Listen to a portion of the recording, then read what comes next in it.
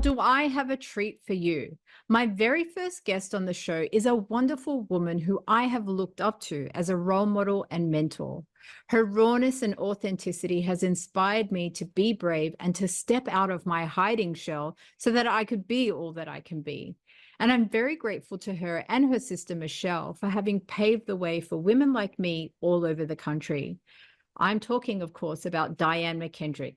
Diane is a life coach, speaker, and 2 times author with a passion and a commitment to helping women rise up and step into their power. And I can tell you, she does that in bucket loads. Diane and her sister created Those Two Sisters, a body of work that brings holistic healing and teachings to women with the sole purpose of bringing freedom to them. And they do this with women all over the world.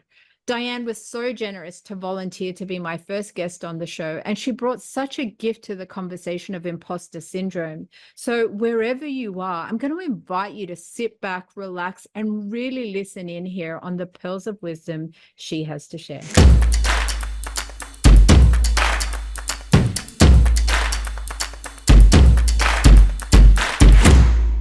So today I have with me Diane McKendrick, who makes up one half of Those Two Sisters. Welcome, Diane. I am so excited to have you here and joining me. And I'm very grateful because talk about imposter syndrome. I've had this idea for this podcast for some time now and couldn't get it off the ground. And so when I reached out to you being my very first guest and not sure how much of an audience I'm going to have, I'm really grateful that you've said yes. And I am looking forward to getting this message out as far and wide as we can. So thank you.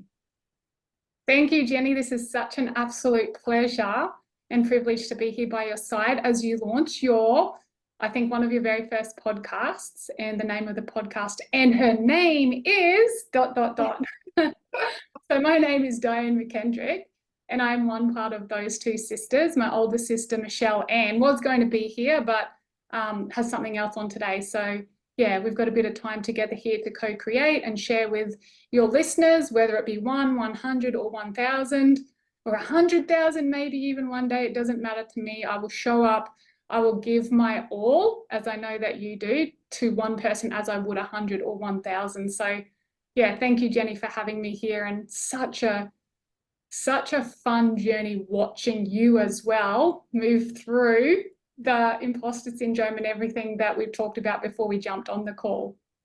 Yeah, thank you. And as I said, it's very much like for me anyway, and for people who are like me, watching you and Diane, Michelle, progress on your journey and be, I look at you as somebody who's gone first. And I know that, on a community level, there's a lot of people who have gone first, but, they say, the key to success is proximity, and being able to have this time where I've gone with you guys on retreats. I'm able to listen to your podcasts. I've been able to read your books and just spend a bit of time with you makes all the difference for that level of self-belief, and I would encourage anyone who's listening to find those models in their community, people that they can look up to who are doing what they want to do and finding a way to get closer. I mean, today the whole season for season 1 is imposter syndrome, and I'm looking forward to deep diving into that. But just at a very basic level, when you have imposter syndrome, you might feel like you're not good enough to go up to somebody, even just to say hello, let alone, having them as role models or mentors or someone that you can be in conversation with to share your journey. So I'm looking forward to getting into this topic. And I want to start, I guess, I've alluded to sort of how imposter syndrome has shown up for me a couple of times already. But one of the things that really kind of struck out was a conversation with somebody going back a couple of years now where they mentioned, that I had imposter syndrome. And I didn't really know what it was. And I'd say that there's probably still a lot of people out there who don't understand what imposter syndrome is.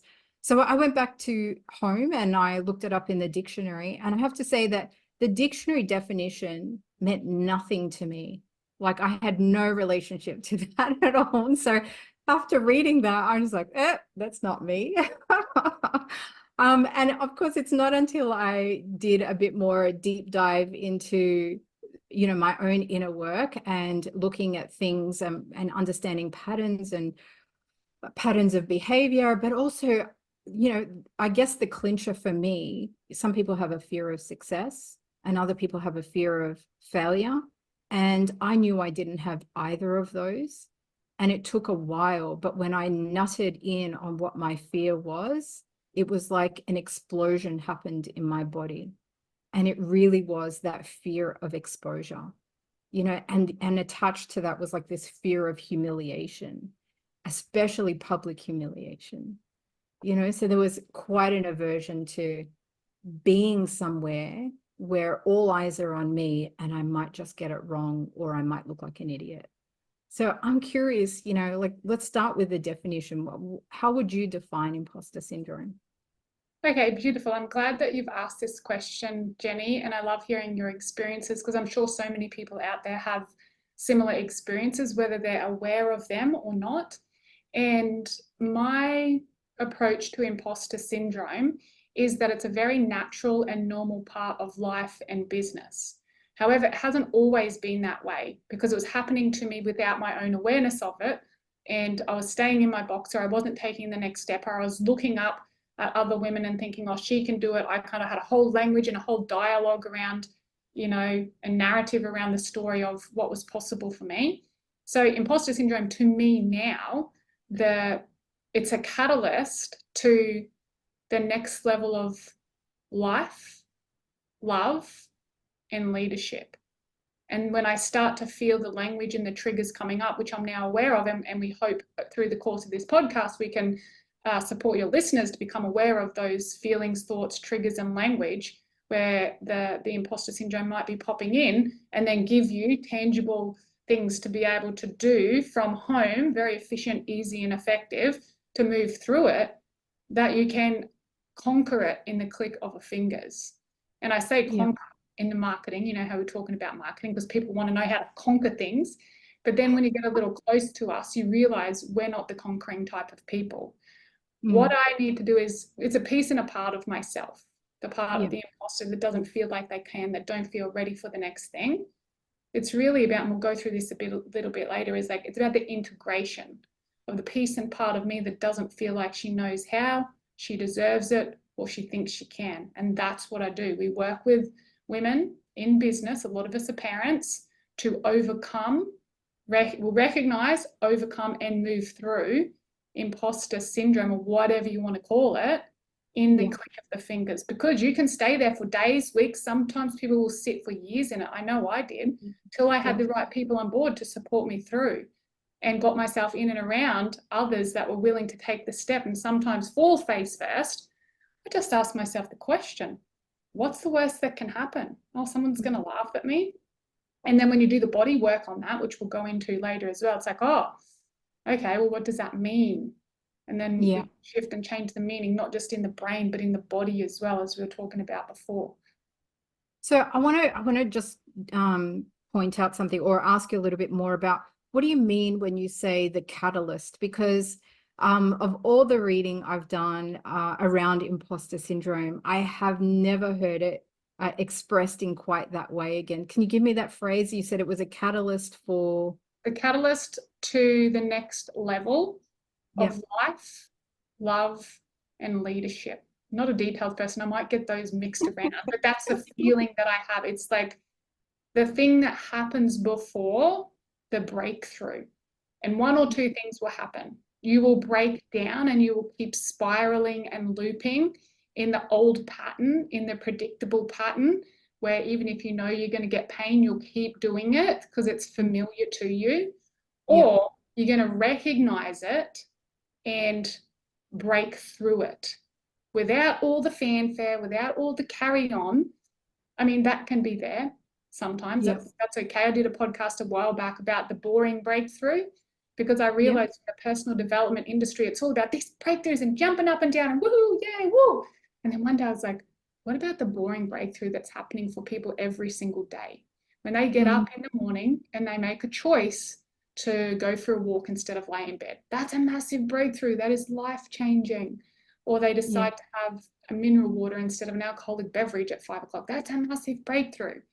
And it Yeah. all ties back into like the imposter syndrome and the identity that we set for ourselves and that we attach to because it feels safe. And that's the way the modern world is set up, to just go, okay, what else is out there and what else do I want to experience? So yeah, to bring it full circle, like it's the beginning of any sort of imposter feelings or language.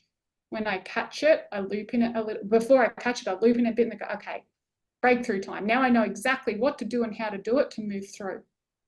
Yeah.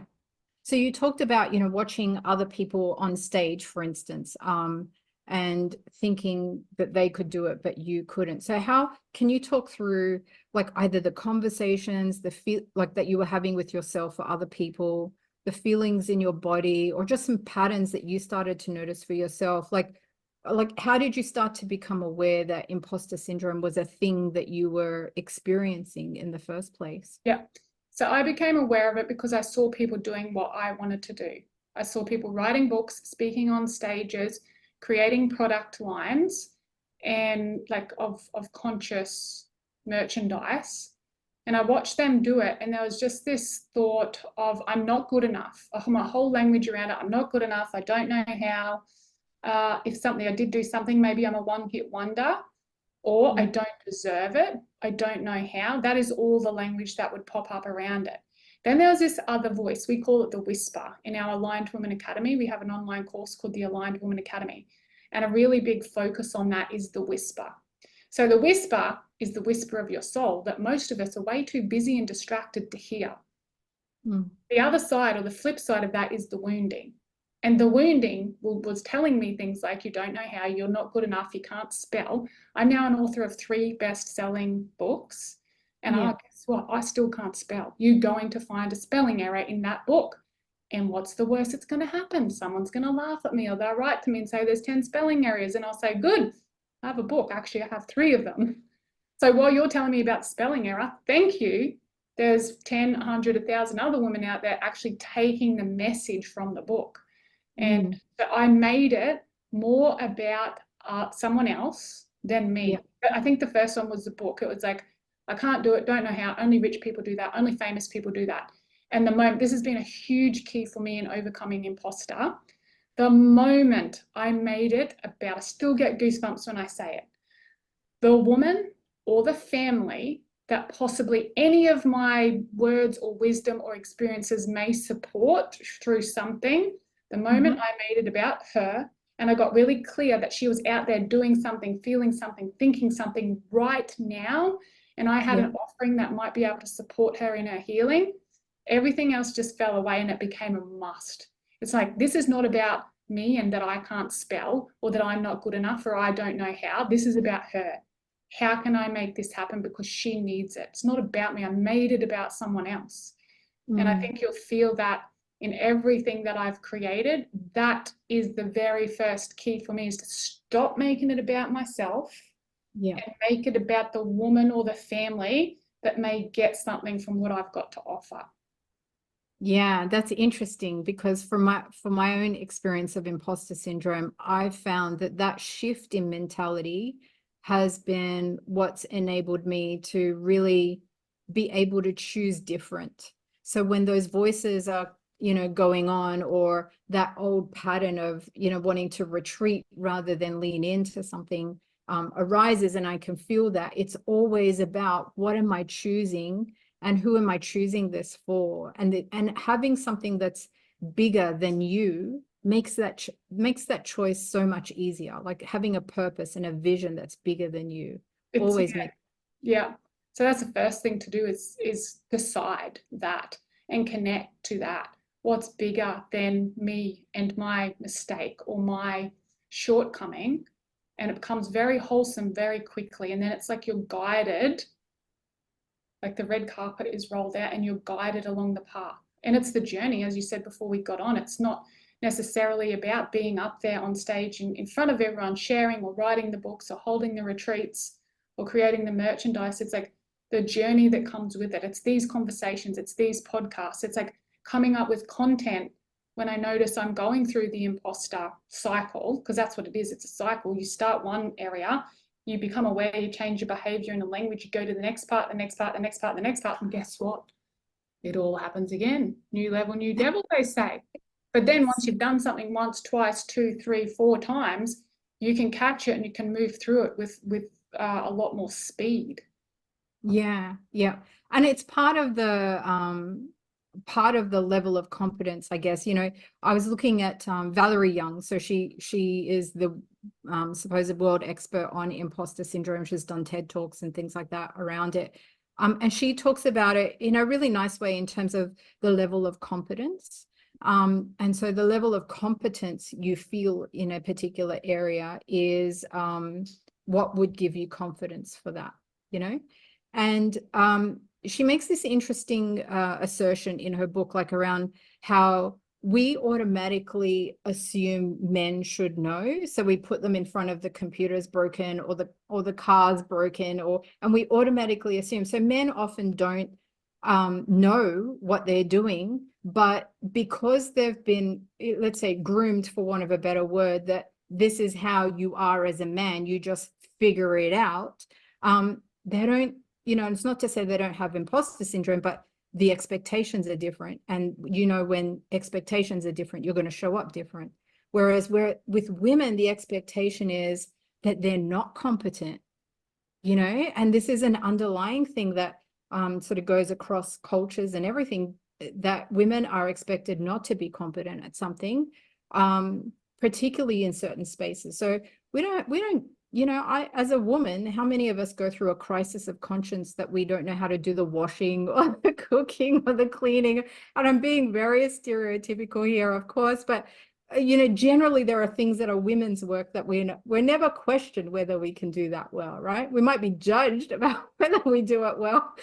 But you put us in a business setting, or, you know, in a under a hood fixing a diesel engine, and suddenly there's all these questions about, oh, could she really do that? You know?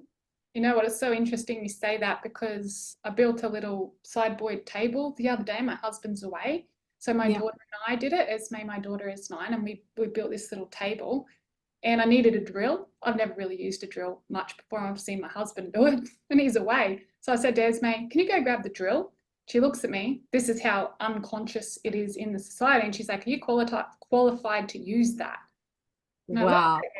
I'm like, no, but get me the drill, please. So she went and she bought the drill back, and she was standing back, hands, you guys can't see me unless you go over to YouTube and watch the video. She's like, are you qualified to use that? Watch where your fingers are. And I didn't know what I was doing, but I just did it. I was like, what's the worst that's going to happen? I'm going to put a drill through my finger, so I'll move my fingers. I'm going to put a drill through and break the thing. Oh, well, I'll buy another one, or it'll be broken and we'll still use it. Like, but I wanted to show her that, what do you mean, am I not qualified? I've never done it before, but I can pick it up and look at it and press a button and work out how to do it. And so, man, that's the thing, isn't it? It's like, so to unpack that a little bit, if you don't mind me just pausing there, it's like, what is your expectation? And you know, so if your expectation is that you're going to be able to do it perfect and it's going to be great and there's no effort, and you know, like, it's unrealistic to think that, right? Like, if you've never done people to expect.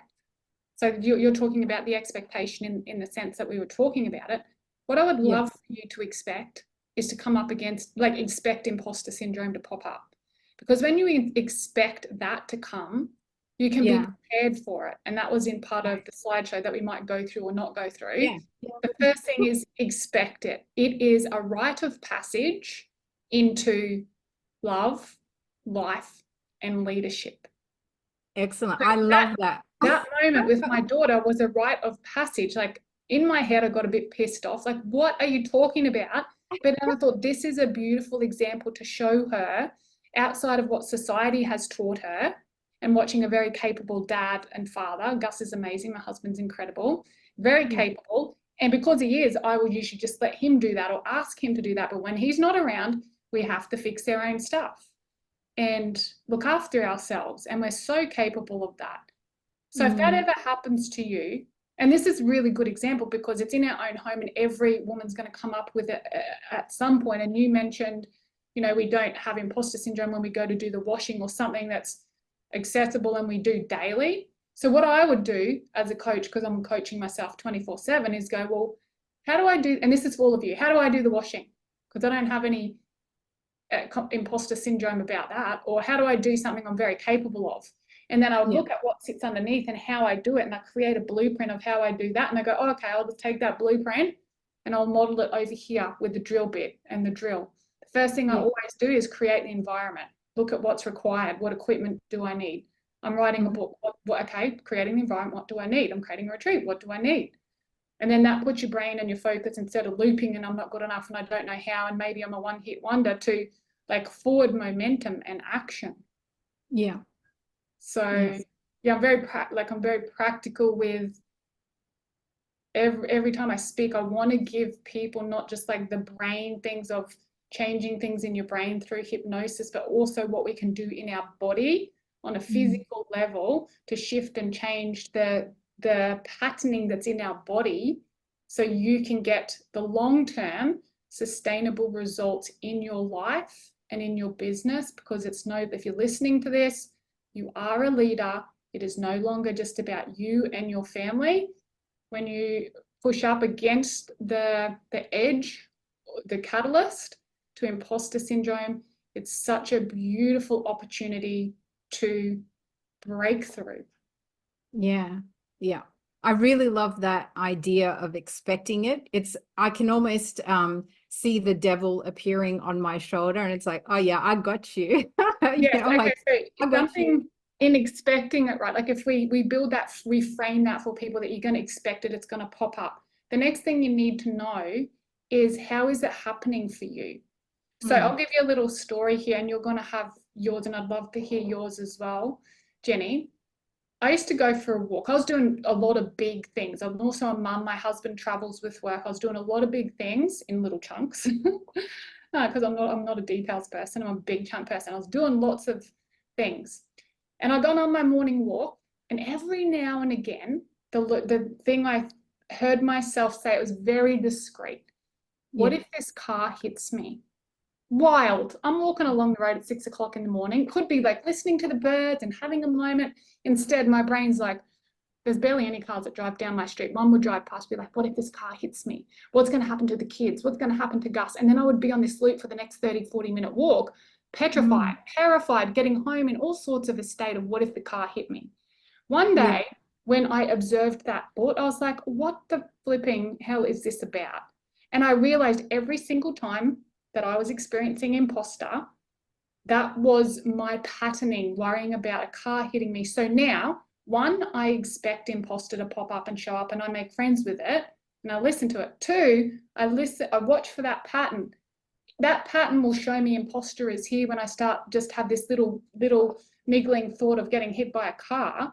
That's the thing that happened. And then instead of being terrified for the next 40 minutes, I'm like, oh, amazing. I'm about to break through. I can go and keep thinking about getting hit by a car. I go, hold on a second, stop, and I actually stop walking because it's all in the body. Take a few steps backwards and go, what am I doing? What am I scared of? What's holding me back? And I'll stand there, and it's the thought of the car that starts it. So you're all going to have something, and you're doing it right now, and you're doing it so well, and it's so close to you. You may not know what it is, but you probably do. Your unconscious mind, your heart, your soul, your whisper knows exactly what it is. Every single one of you. So Jenny, if you feel like sharing, I'd love to hear yours. Well, so that example makes me think of a couple of things. So firstly, you can't escape a prison if you don't know you're in one. And those boring breakthroughs that you talk about are, imagine that you have a chest full of keys, and every one of those little boring breakthroughs is exactly like that example where you've just unlocked the key for that prison door, and every time you do that and you get into the habit of doing that, and one of the things I teach is around not just awareness of something, but awareness that allows you to then make a different choice, which then allows you to take a different action, which gives you a different result, which builds belief, which then requires you to rinse and repeat. But inside of all of that is you've got to be vigilant, and so for me, I would go riding on my bike and imagine myself falling off my bike and like hurting myself, and it really, I got one day to the point where I was like, what am I doing? Why, and it's almost like you're, how you're wired to think about all the negative stuff. It's almost like whatever's gone on in the body, in the history of my life is just wired to hurt me, and that's how I perceived it, and it actually one day, like how this started to turn around for me was I was seeing somebody, I felt like I love them. I'm riding my bike and I'm like this outpouring of love onto this human being in my mind. And I heard spirit say, turn that in.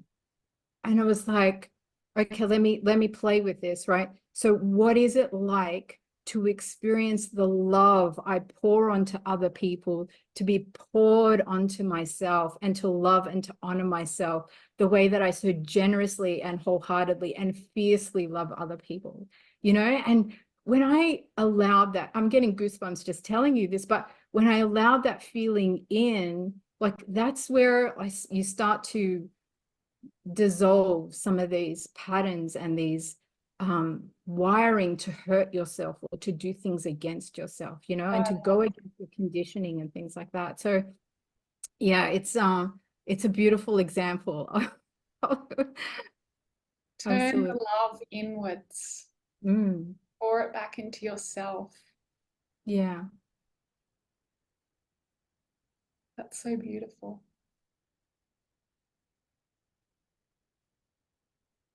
Can feel it now. Yeah. Filling up.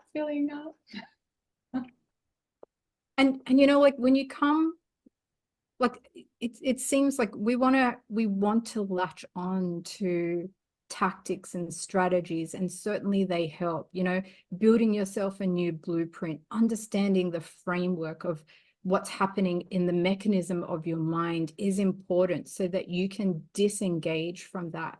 But as we just demonstrated, the ability to just come back to you and be in your body and live by your own expectations as opposed to trying to live up to other people's, and love yourself. Like everything just dissolves, doesn't it? Like all of that noise. And I feel like with that as your baseline, love, everything does dissolve, and there's so much more compassion for yourself through these moments. So when the things like imposter syndrome does pop up, because you expect it and it's a part of life and it's a part of growth and evolution, that when that's approached with the self-love, there's a sense of peace and even fun that comes with, like, it becomes fun. It becomes a game. It's not so serious and not attaching to like those feelings of humiliation or falling face first. What you'll find actually happens, and it's been my experience and looking at so many other people's experiences, that you become inspiring. If you fall down face first in the mud with your bloody bare bum in the air, there may be some people that will laugh at you, but there's going to be more people that are there to pick you up, and you're not going to know who those people are until you do it, until you fall face first, and you're not even going to know your own strength to lift yourself up out of the mud, covered in mud, and keeping on moving forward until you fall in the mud. So it is all part of the process, and if we can devote ourselves to that moment practice of self-love, as you just said, Jenny, like it's a game, it's fun. And you can smile, and you can see it in your friends, and you can point it out in your friends and yourself, and it can be a beautiful example of like connection. Yeah. And I think it's good that you talked about it in terms of new level, new devil, and to expect it. And it's not something that's ever going to go away necessarily. I think you get better at managing it. I think it becomes a habit, and something that you can with time just turn down the volume on that. And the other thing for me, all that, and changing the way I relate to it. That's been a game changer for me, is instead of pretending it's not there, fighting against it, listening to it, it's always like, I'll often say it on my morning walks, I'm moving my body like, how can I make this my friend? How can we work together instead of even trying to mute it or not hear it, or it's about making a friend with it and giving it a new role. So I'll sit there and be like, what are you here for? Speak to that part of myself. And often, and you can ask yourself this question if you're listening to this, often it's safety. I'm here to keep you safe. Yeah. Then you can put your hand on your heart and your hand on your womb or wherever feels really powerful for you, because you know that you're safe in this world with everything we've been provided. It's like, okay, thank you for keeping me safe, this part of me, imposter. I name it. I have a cup of tea with it. It sounds crazy, but it clearly works. And I have a cup of tea with it physically, the body part of the process. I sit down, have a cup of tea, and I invite it in, ask it, what is your role? What's been your role? Diane, I'm here to keep you safe. Okay, thank you. I don't need to be kept safe anymore. Now this is hindering me. You've got to, I'm going to this place. I'm writing this book. I'm doing this retreat. I'm doing whatever. And I'm not going without you. So you're not abandoning parts of yourself, because it's scared of being abandoned as well. And we don't want to abandon that part of ourselves. I empower it instead of abandoning it. I need that word. I empower it. And I say, okay, I'm going here and I'm doing this. And in order for me to do this wholesome way, I need you to come, I want you to come along with me. So then straight away, this part of me, the imposter, that's usually like up and kind of fiery and in my face and like manipulative, I look it in the eye and it just kind of calms down. And I say, you get to choose your new role. What do you want to remind me of now? They will give you an answer. Like if you sit and having a cup of tea and there's quiet enough, this part of you will say, I'm here to cheer for you, or I'm here to direct you, or I'm here to, and it will tell you, and you go, thank you. And you'll feel a shift or a change in your body. And then that part of you on a very deep unconscious level and within your cells will switch on the RAS in your brain, like stuff happens in your brain and your body, and it will give, it has a new role and it chose it. So it feels empowered to support you to, I've got a slideshow here if I can work out how this works. Go for it. Because there's many of you, that's just a bit about who we are and where we come from, but that's the boring part. Here, this slideshow here, maybe some of you want to write your own book or run your own retreats or release your own merchandise. This all started with an idea. And then a whole lot of conversations with the imposter part of myself. It's part of who, in my belief and my structure framework up until now, it's part of who we are. Instead of trying to get rid of it, I want to befriend it and I want to have it work with me instead of like working on this team where people are pulling their eyes out and fighting against each other. I'm going to empower my imposter part and give it a new role or listen to the new role it wants to direct me. And this is what doing that has allowed me to do. And so maybe some of you want to write your own book, run retreats. There's some really cool images over here on the YouTube. Release the merchandise. We've started our own app. We both, Michelle, my older sister, and I have a podcast, and we live and get paid for our purpose. I'm on here today. I think it's Friday. Is it Friday, Jenny? It's Friday. Chatting to Jenny, who I've seen do so many amazing things herself. And I've got to give credit to my imposter part of myself, because without her, I would not be here. And I want to say that again, because so many of you are scared or pushing down or uncertain about this imposter part of yourself. It's just a part of who you are. Without her, I wouldn't be here. I just had to give her a new role. I had to change my relationship to her. And instead of her like sneaking around in the shadow and the sidelines and helping me feel like I was going to get hit by a fucking car, she had to be redirected like a little child. Look her in the eyes. What are you here for? Change your relationship to her, with her. And she will shock the pants off you of what she's capable of, because it's part of you. She is part of you. And she's going to keep showing up, and she can work with you or she can work against you. And I would much rather have all the pieces and parts of me integrated so we can work together. That's how I have been able to do so many amazing things. This is only half of it because the rest couldn't fit on the slideshow. Is because every single time, new level, new devil, a new piece and part of myself pops up and I expect it. And then I have self-love, which I need to be reminded of sometimes, and I approach it with self-love. So I expect it, I meet it, have a cup of tea with it, I ask her what she wants, and she directs me to the next thing. Can you imagine how powerful that is when most people out there are fighting against that part of themselves? That you can be the leader within your own pieces and parts. Sounds kind of crazy. Does that sound crazy to you? You get it, Jenny, don't you? Doesn't, yeah, absolutely. Absolutely. And life is difficult. Like when you're fighting those and literally fighting or shutting down those voices, it does become a battle in your mind, right? And so if you can, like you said, like befriend and understand what are the concerns, but also what is the goal? Because you know, if you think about that imposter voice and how powerful it is to be able to stop you from doing the things that will bring you joy and that's the best expression of yourself, and you're able to befriend that, and now it's working for you as opposed to against you. Can you imagine like the gold that, you know, emerges and arises out of that, right? Imagine the power on the other side of that when it's redirected, because this part of you has a very big responsibility of where you are right now. Whether you feel like you've achieved or accomplished or not, you're still alive, you're still breathing. I'm sure that you're amazing. You're probably doing incredible things that you don't even realize because your imposter isn't letting you see it because she's feeling in the shadow. Pull her forward, work with her as a team, and it's limitless, absolutely limitless. And I got to thank you, Jenny, because it's conversations like this.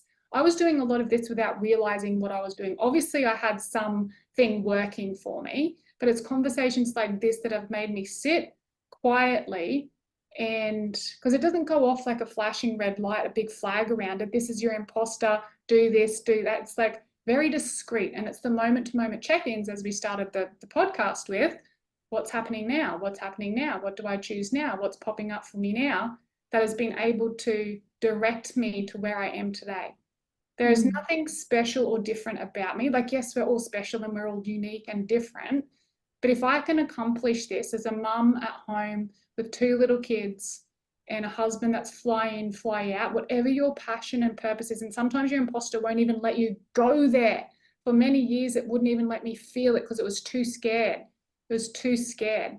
But conversations like this help me like build out and express and put into words how what I've done and how it's worked into a framework so our brain can grab it and our body can open to it and shift and change. So then you can do it in your own way and then create your own version of it. Yeah. Yeah. So I'm really keen to explore this process that you've developed. Is that something you'd be willing to share with us? Yeah, so it's called, there's the pillars, Jenny. The 3 pillars. The 3 pillars of success. Tell us, what are the the 3 pillars? Okay, so we were all told every single coaching we did, it's like, you need 3 pillars. And we're like, we're not doing 3 pillars. It doesn't feel good, you know. We're hippies at heart, but in terms of marketing, you need the 3 pillars. Anyway, 6 years down the track, we realized we'd already been doing this, and we created our own modality. It's called Divine Hypnotics. And so those 2 sisters, Divine Hypnotics, what it involves is, actually, let me backtrack a bit. Most coaches will focus on the brain. It's hypnosis or it's mindset or it's NLP. Or the other set of coaches, it's just the body. It's body somatic work, it's nervous system work, it's all the body.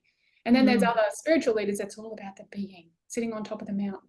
For me, what I've realized after I looked at what I've accomplished and done, and I worked backwards, reverse engineer, is the combination of all 3 of those and a whole bunch of other things, but we'll keep it at 3, easy for our brain. So Divine Hypnotics. We work with your brain, which is NLP, hypnosis, and mindset work. We also work with your body, reconnect you to your body. So many of us are out of our body because we've experienced trauma. We're uncertain or unsure. It hasn't been safe to be in our body. So we connect you to your body with embodiment, nervous system resets, and changing your state or your physiology, like how you move your body. And then the being part of it is obviously how you connect to source, what you believe in beyond your own human body. And when you're utilizing all 3 of those, the brain, the body, and the being, that is true freedom. When you're creating, when you're communicating, when you're connecting in life, in business, in any area of your life from true freedom, you will have a very different experience. So this is called divine hypnotics. And then everything that we do now, instead of just giving something for the brain, doing the NLP or the hypnosis to conquer fraud in the click of a fingers with the hypnosis, we've also got the embodiment practices, body embodiment practices that weave in and support the shift in the neutralization in the brain. And then when we connect you to your higher purpose and power and link all of those, it is beyond powerful. Your brain, it will bypass your brain. I think you used a word for it before, but it bypasses your brain and you are compelled, you are magnetized, you are a life force itself. And not that there's any magic key or silver bullet, but this for me and for us and for our clients has been life altering, being able to weave it together like this and have this wholesome approach. So now what we're doing is offering this up, brain, body, being in divine hypnotics. You get everything to rewire everything from the brain, the body, and the being. And like I said, it's super powerful. But I kept saying for years, I want to create my own modality. I want to teach people how to do what I do and get it out into their pockets of the community. But I didn't have a framework or a model, and now we have it.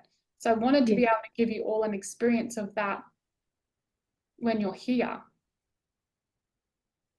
And I don't know if this is as relevant, like following on, Jenny, but yeah, imposter syndrome. If you've got a pen and paper, write this down. It's a very normal and very important part of life and business. It's a developmental stage of business, a rite of passage. When you look at it as a rite of passage, it completely alters your sense of approach to it. No one is immune from this. Every single person you walk past, you look at, you go to a networking event, you walk past in Woolies, will experience it at some stage of their life. The way they choose to relate to it is what's going to be the difference between whether they're going to live the life that they want and they desire, or keep looping in the 9 to 5 sort of life. So everyone at every stage experiences it. It's not unique to you. You'll have your version of it.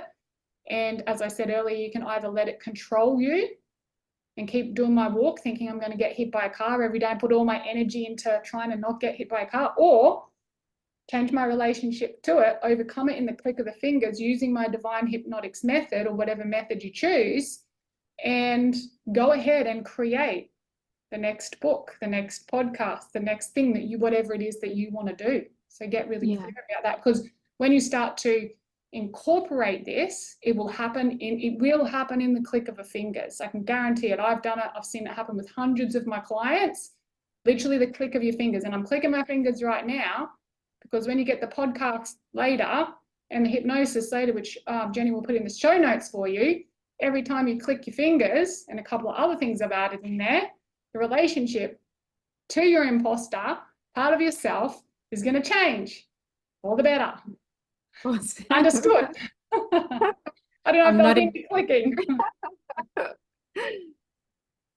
So yeah, that's it. And I don't know if we have time now, but I can give you a few things to do with your brain, your body, and your being. That's up to you, Jenny, if you want me to take you through any of the processes.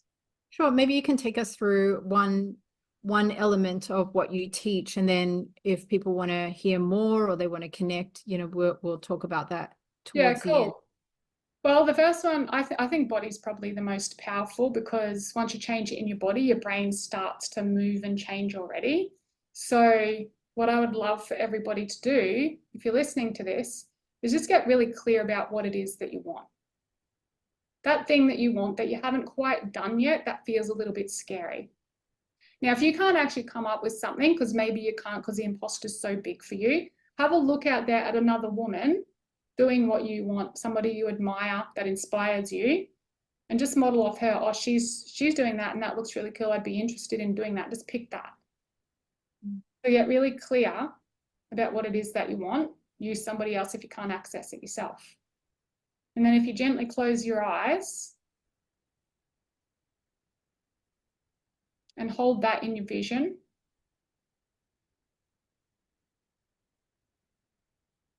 And then you can wrap your arms around yourself like you're giving yourself a hug. And you hold that in your vision, whether you can see yourself on stage, whether it's a book you want to write, a podcast you want to start, a business you want to start, something to do with your beloved or calling in a relationship. Maybe it's more money, maybe it's more impact. You'll have your thing. Just like wrap your arms around yourself, like you're giving yourself a hug, and then literally just like move your fingertips over the top of your shoulders. Take a nice big deep breath in and out. And we'll do 2 more like that, in and out. And then just keep rubbing your shoulders with your fingertips and say to yourself, I am worthy of creating or experiencing that, and then what you can see. And just notice how your body feels. We're rewiring the central nervous system. Because when I first did this, like it was a complete like, oh, reaction. I didn't even realize it. So just notice and then soothe that part of yourself, whether it feels worthy or not. I am worthy of achieving and accomplishing this. I am worthy of it. And you just keep saying it and soothing yourself until you're like, oh, I am worthy of it. Yeah, I can feel that. The next one for me is I am safe. So I just keep hugging myself, touching on the shoulders. You can see this on the YouTube video if you like, or if you're just driving, don't do this. And then just, yeah, fingertips. It is safe for me to accomplish or achieve that or take the next step. Maybe the next step is enough. It is safe for me to take the next step. Yes, it is, on accomplishing that. It is safe, and you just keep saying it and soothing yourself and hugging yourself. Sounds a bit weird, but it works. Until your body, you'll feel a shift and a change in your body. And then the third one for me, and you can have this in any order, is that I deserve this. This is one that I really struggled with. And your body will speak to you. So it's like, I deserve this. See that vision in your mind's eye? I deserve this. And then notice how your body reacts. And then keep saying it. I deserve this. I deserve this. Until you'll feel your body like relax. And then you can take a nice big deep breath in and out. And then drop your arms. And just take a moment now to re-look at that vision with your eyes open. So whether it's standing on stage, writing a book, calling in a lover, more money, whatever it is, and just notice how you feel in your body. Might feel a little different. There might be some lightness there. There might be some space. You might notice that my shoulders have relaxed. The butterflies in my tummy have either gone away or there may be there more. You'll feel your hips and your back. You feel your posture. Notice that your breath has changed. Like all that stuff seems, we think we need to go to freaking Tony Robbins and do the yeah, jumping up and down. I love him. We work with him a lot. But this could be your breakthrough. Listening to this podcast and giving yourself a hug and telling you're worthy, safe, and deserving of this could be your breakthrough. Yeah. Something so simple, accessible, easy, and free, and that I do very regularly. Works. Yeah. Yeah. Thank you. Thank you for sharing that. I just have Les Brown in my mind right now going, it's possible. It's possible. Just on repeat. And so now, so can you see where Les Brown is? Yeah. In your vision? Replace it with Jenny. Yeah. Can you? Yes, I can. And how does that feel? It's freaking awesome. Yeah. Yeah. And this is beautiful because these people that we look up to, like Les Brown for you, is representing a part of yourself that sometimes we haven't accepted yet. So it's being brought to us in another person. Me for you, you for me, other people we admire and are inspired by, when we can really be triggered into feeling what that person brings to us. So inspiration with Les for you just then, and overlay your face and be like, oh, that's a reflection of me. Thank you, Les. But it's even more powerful when it comes from Jenny's heart to Jenny's heart. Yeah. Yeah, absolutely. So that's a bit of brain work. That's the body we just did, which then led us next step to the brain. And this is often what will happen. That was the vision. So now we use that to go to the next part of the process. Excellent. So if you like coming back to that very beginning of the visualization where you're saying if your imposter is so strong, you can't actually see yourself and you're picturing somebody else, this would be the step to get from that being that other person to now being you, right? So then Yes. you're bringing yourself into that visualization and that picture. Yes. Sometimes Yeah. when you start with people, it's a bit much. Their guard or protector, the ego will pop up because it's not safe for them. So we've got to disassociate with someone else. And then by the end of the process, we reassociate and bring it back to self. So like everything is very full and it's like a big cycle. Start here, move around and bring it home to you with the self-love.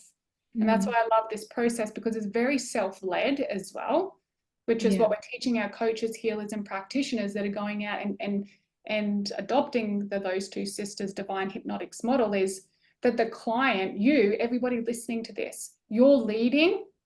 I'm offering what I see and happening for you. And it's very intuitive, but it's also very,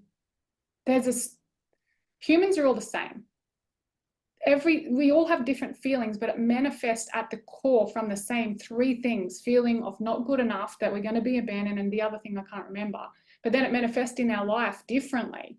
So when we know that at the core of all humans is that, and then manifests differently for everybody else, we just keep bringing them back to love, back to home, back to connection, back to service.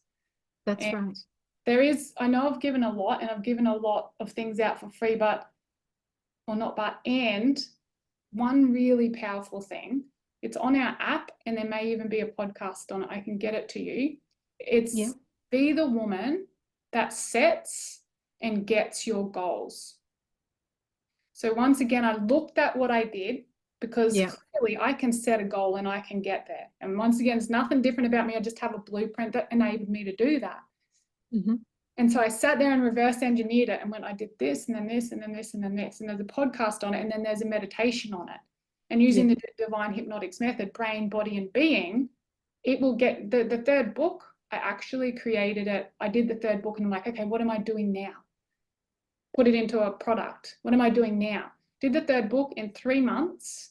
I had 7 authors. It started off just as me, the Aligned Woman Academy. And I was like, I've written 2 books. People don't need to be hearing any more from me. What's going to be even more powerful is have 7 of my clients and do a collaboration with them.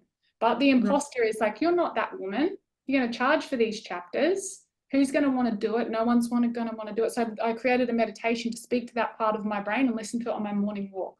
3 months later, the book's out. It's bestseller. I didn't have time. I got 2 little kids. But the first thing is about community. Make it, first of all, it's alignment. But then you've got it, who is this for? Who is this going to help?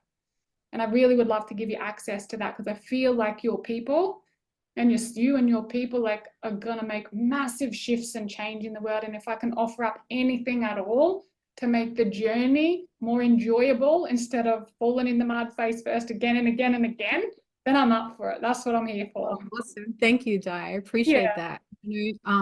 Anyone who tunes into this and follows, your journey and what you've been through and what you're offering here, I know that they're going to get huge value out of that. So thank you.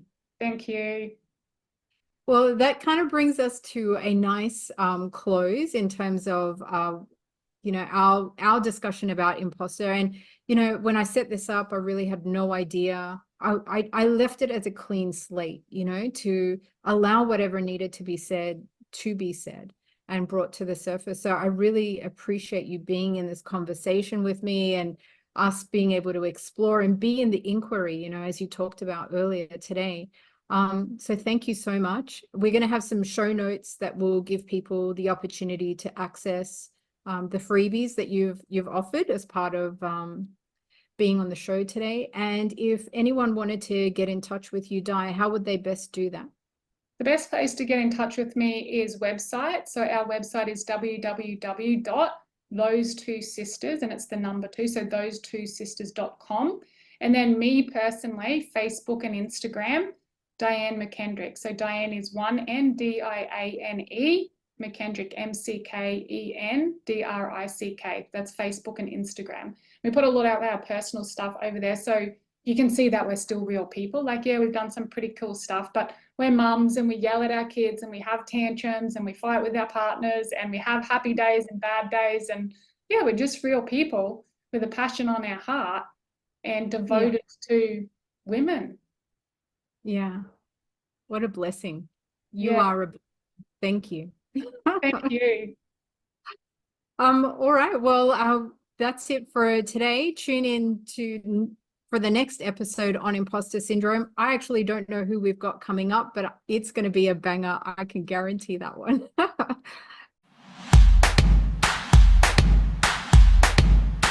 Hey, I hope you enjoyed the episode. Leave me a comment and let me know what was your biggest takeaway. And if while you were listening, somebody popped into your mind and you know that they would benefit from listening to this, be sure to send the link to them. This series is just getting started, so go ahead and subscribe and hit that notification bell so you'll know when our next episode drops. If you liked what you heard and you want to know more, be sure to check out the show notes. And over the next coming weeks, I'll have some giveaways for you too. In the meantime, I want to thank you for listening, and I'll catch you on the next one.